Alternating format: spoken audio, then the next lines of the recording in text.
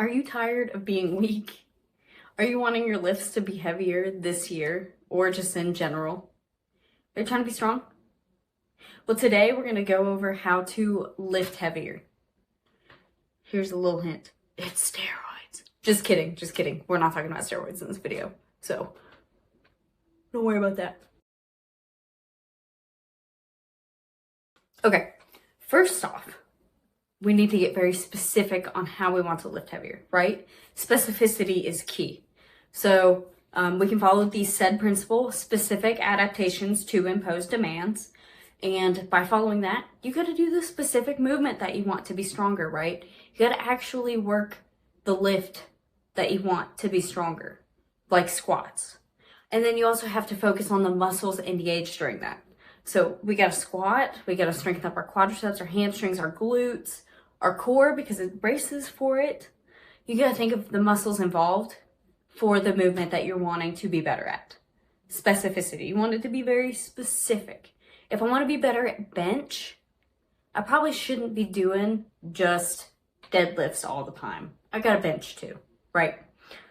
So that's the thought process there. Going along with the specific adaptations on imposed demands, if you want to lift heavier, you're going to have to lift heavier than your comfort zone. We got to think about overload, right? Go heavier than you're used to. If you're used to doing sets of 15, you need to lift heavier for smaller sets if you want your max strength to go up. We're wanting to do like 3 to 5 reps at a definitely higher percentage than what you can do for 15 reps, right? 15 is not my 1 rep max. Otherwise, I wouldn't be able to do 15 of it. So that's what you should be considering. Overloading the muscles for the movement that you want to be better at. And there's no point in going super heavy if you have not mastered the technique yet. You got to do it right, because if you don't do that, you can injure yourself. And we have a couple videos on some different exercise techniques that I can link in the description or have it linked on screen. But we want to, have the proper technique down before we start putting a lot of load on there so that we don't hurt ourselves. Because if technique breaks down from what you should be doing, it's really easy to hurt yourself. Proper equipment is also applicable for certain things, because it's really hard to squat or deadlift in running shoes, especially the really thick running shoes. Nice thick sole, yeah, that makes it so much harder to squat heavy and deadlift heavy because it squishes. It's not made for handling load, it's made for cushioning your stride. So if I'm deadlifting in my really bright yellow running shoes, I'm more likely to struggle with the lift, and it's gonna change my technique because it's gonna rock me forward onto my toes. So having proper gear is applicable.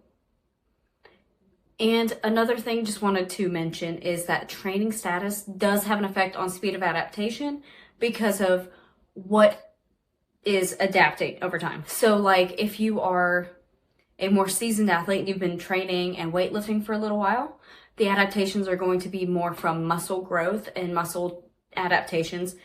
When you first start lifting, a lot of the big weight jumps that you might get at the beginning is due to neurological changes, like your body is adapting to the stimulus through the nervous system, and then the muscles will follow after that. Muscle balance can also play a role in your strength training and becoming stronger this year, because it's pretty much in reference to the ratio of strength, power, or endurance of muscles relative to another muscle group.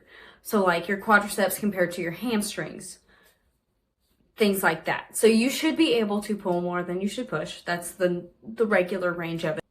There's a level of how off they should be, how different they should be. They don't have to be exactly equal. They just have to be a little bit, you just got to make sure that you have the right ratio.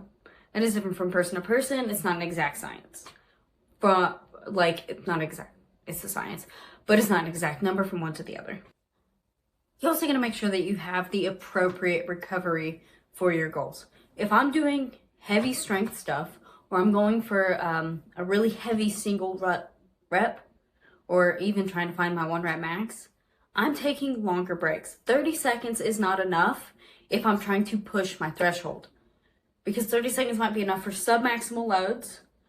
But if I'm trying to give it all I've got in that one go, I need several minutes of rest before I can do it. And also prioritizing recovery. If I'm on a strength cycle, I want to make sure I'm eating enough and I am resting and sleeping or taking appropriate rest days to be better at what I am doing. And if you guys aren't seeing any strength goals, you're hopping all over the place. Stick to a program. Stick to your program. You won't be making consistent progress if you're hopping from this program to that program to this program to that program.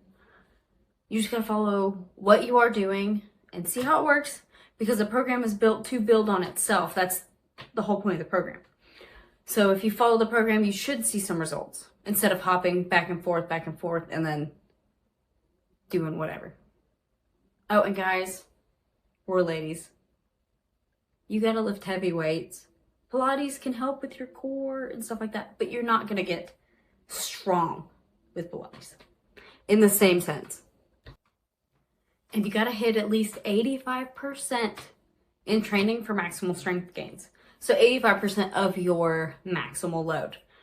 And that could probably scare some people because that's pretty heavy, especially the price of success in weightlifting is that you have to lift heavier weights, right? So the weights go up.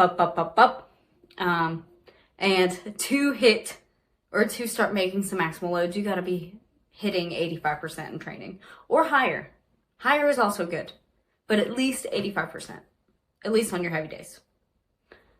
And another thing that we should be doing is not skipping our ab exercises, especially the ones that can improve your brace. So some people like doing weighted planks. I like doing nice controlled movements because I can do a nice strong contraction in an ab exercise, but I struggle with holding it. And when you are lifting heavy weights, you are holding your core tight, right? I also like doing hollow body holds, and farmer's carries can also help, as well as overhead holds can work on core and shoulder stability. So there's a lot of different options for core, and you don't think how much you use it until you start putting load on your spine, and you need that to hold it steady, right? Especially if we're doing a squat or a deadlift, or even an Olympic lift. You're using your core through the whole movement. If you have some strength goals for 2026, please drop it in the comments below so I can cheer you guys on. If you made it this far in the video, thank you for watching. Please like, subscribe, and hit that notification bell so you don't miss when we upload. And if you have any other ideas for videos and you want to share them, please drop it in the comments below. Thanks for watching. Bye.